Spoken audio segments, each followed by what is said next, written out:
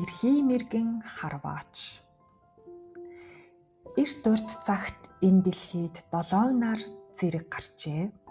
7 нар их халуун байсан тул усгүй болж ургамал мод үхэж хүн амьтан их зовсон гин. Адуу малч өвсгүй болжээ. Хэтэрхий халуунаас болоод хүмүүс амьдрахад маш хэцүү болж. Энэ нутагт эрхий мэргэн гэдэг нэгэн сайн харваач байжээ. Тэр харвсан сумаа хизээж алддаггүй маш оновчтой харвдаг байв. Олон хүн олон амьтан түүнээс эрхий мэргэн харваач минь 7 нарыг харваад өгөөч гэж гуйжээ. Эрхий мэргэн залуу зоригтой хүн байсан учраас өөртөө бүрэн итгэлтэйгээр би 7 сумаар 7 нарыг харвана.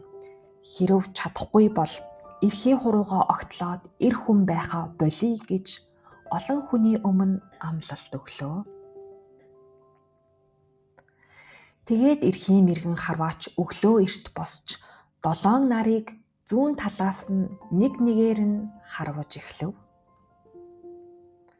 Эхний нарыг амжилттай харвлаа. 2 дахь нарыг, 3 дахь нарыг ч бас харваж 6 нарыг амжилттай харваж унгаалаа. Харин 7 дахь нарыг харвах үед хараацай шувуу нисэж сум хараацайн сүүлийг онсон тул хараацай шувууны сүүл 2 салаа болсон гин.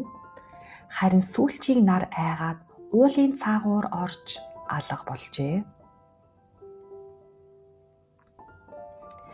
Эрхий мэргэн харваач ихэд уурлан хараацай шувууг гүйцэж чадах уу гэж алаг мориноосоо асуув. Алаг морин орой болоход хараацай шувууг гүйцэхгүй бол 2 хөлийг минь тайраад хөдөө газар хай гэж хэллээ. Эрхий мэргэн харваач алаг морьтойгоо хараацай шувууг хөөв. Гэвч хараацай маш хурдан байсан тул тэд барьж чадсангүй. Эрхий мэргэн уурлаж мориныхоо урт 2 хөлийг тасдахад морин алаг дааг болсон гин. Тиймээс алаг дааг урт 2 хөл богино байдаг. Эрхий мэргэн өөрийн хэлсэн үгэндээ хүрч эрхий хуруугаа огтолж эр хүн байхаа болж тарвага болжээ. Тэр харамхуй нүхэнд амьдардаг болов. Тарвага 4 хуруутай байдаг нь ийм учиртай. Тарвага өглөө оройн цагаар нүхнээсээ гарч ирдэг. Энэ нь үлдсэн нэг нарыг харвах гэж байгаа нь гин.